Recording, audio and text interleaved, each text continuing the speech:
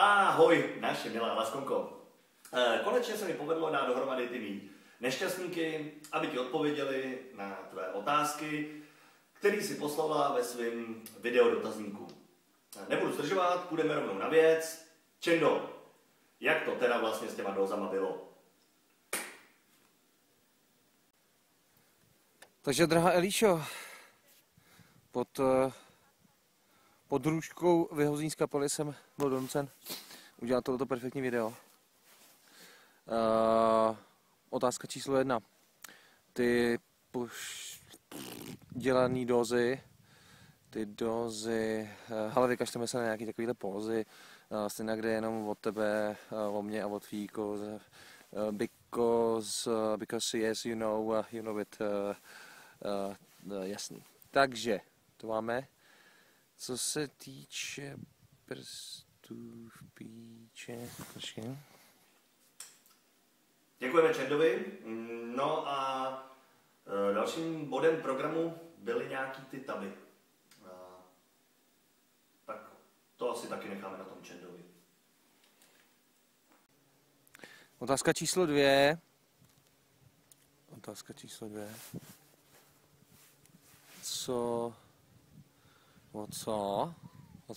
O co ti šlo?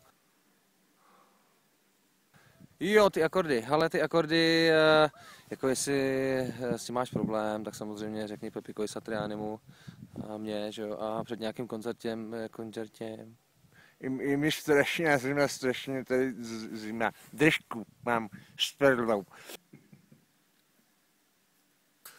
Řekni mi před koncertem a já ti ukážu, jak to uchopit a rozehrát. Jo? Odpověď na třetí otázku. To je opravdu oříšek. Chlapce nevidím a tak nevím, jak se jim daří.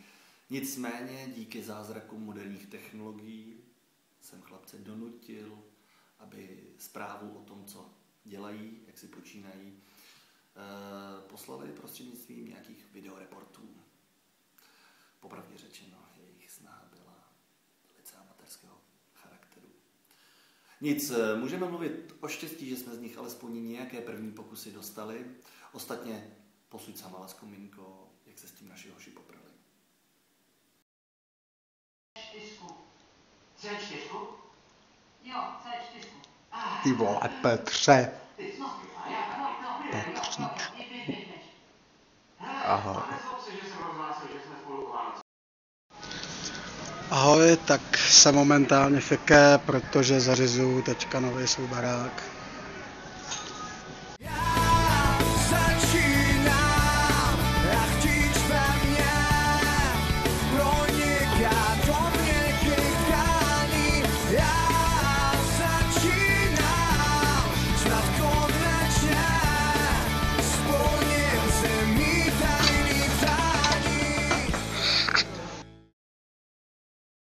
Otázka číslo 3, jednoduchá, prostá.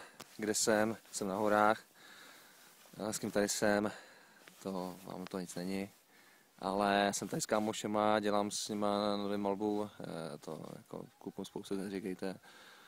Dobrý kámoši. Mimochodem máme tady sebou, můžeme představit, jo. Stegy, Cero, no, já vám je ukážu, no. Jo, takže hele, to je Triceratops, jo.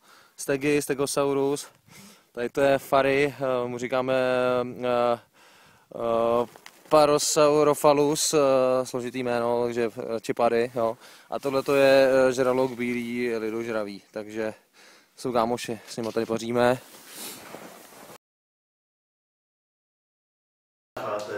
Z nechtíčků si vyměláte také ten bordílek, tak, přesně tak, ale naberete lyži, jo.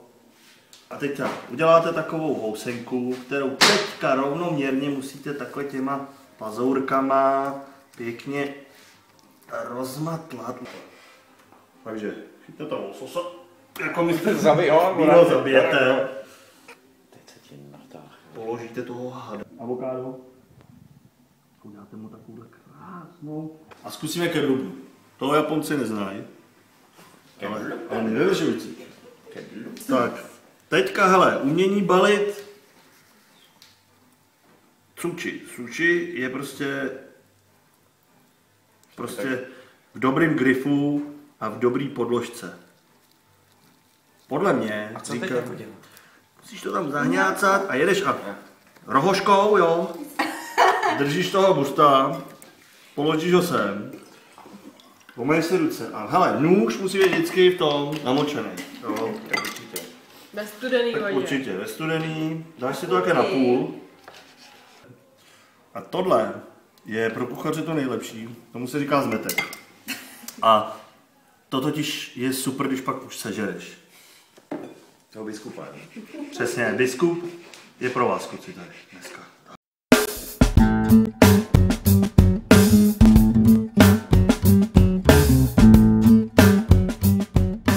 No.